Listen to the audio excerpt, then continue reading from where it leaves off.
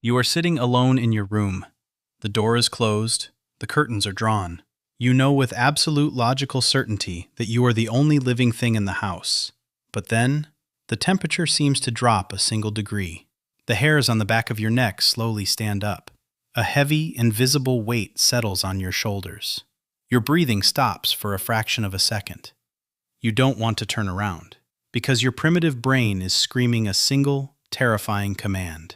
Do not look behind you. Something is watching us. Welcome to Nick's Docs. This feeling is not paranoia. It is not a ghost story. It is a biological alarm system functioning exactly as intended. Today, we are going to explore why your brain creates monsters in the dark, and why, sometimes, the feeling of being watched is worse than actually being seen. To understand this fear, we have to travel back thousands of years. Nature is a cruel and quiet place. For our ancient ancestors, survival depended on one specific skill: spotting the predator before the predator pounced. A predator hiding in the tall grass doesn't make a sound. It doesn't leave a scent. But it does leave one tiny visual clue. 2 eyes, focused directly on you. Because of this, human beings developed a specialized neural network. It is called the gaze detection system. Your brain dedicates a massive amount of energy to finding eyes. It scans the shadows. It analyzes patterns in the leaves. It looks for symmetry, and it is hypersensitive. Evolution made a very simple calculation. It is much safer to imagine a threat that isn't there than to ignore a threat that is. If you think a shadow is a wolf, you run away and survive. If you think a wolf is just a shadow, you die. So your brain became a paranoia machine. It is constantly lying to you to keep you alive. But what happens when we bring this ancient brain into the modern world? We don't live in the jungle anymore. We live in square rooms, locked behind heavy doors. There are no wolves in your bedroom, but your gaze detection system never turned off. It is still scanning, still searching, and when it finds absolutely nothing, it panics.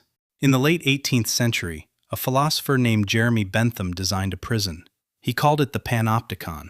It was a circular building with a single watchtower in the direct center. The guards in the tower could see every single prisoner, but the lighting was designed so the prisoners could never see the guards. A prisoner never knew exactly when they were being watched. They only knew that they could be watched at any given second. The result was terrifyingly effective. The prisoners began to police themselves. The paranoia of the invisible watcher became worse than physical chains. Your bedroom at 3 a.m. is the modern panopticon.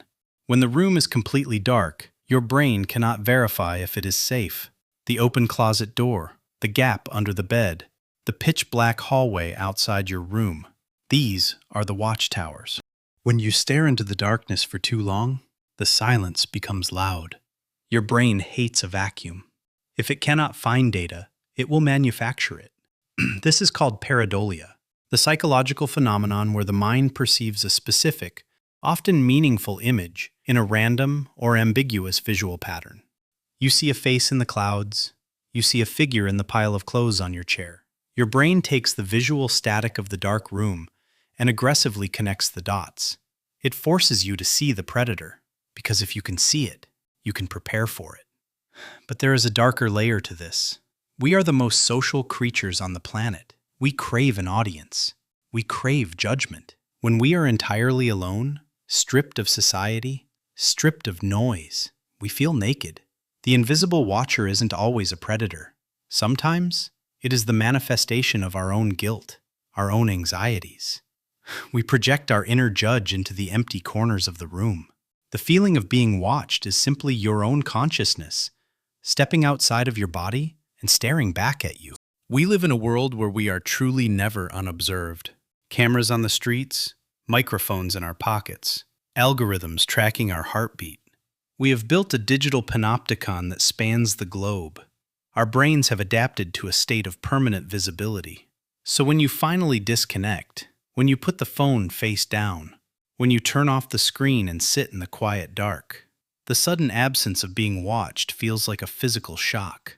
The silence is deafening. Your brain tries to fill the void. It fabricates a watcher to keep you company. Next time you are alone in your room and you feel that cold itch on the back of your neck, do not tense your shoulders. Do not turn around. Understand that it is just a ghost in the machine, an ancient survival code executing in a safe room. Sit still, close your eyes, and embrace the terrifying truth. There are no monsters in the dark. There is only you, and you are the most dangerous thing in the room. Subscribe to the channel to get the latest videos first. Do not face the void alone.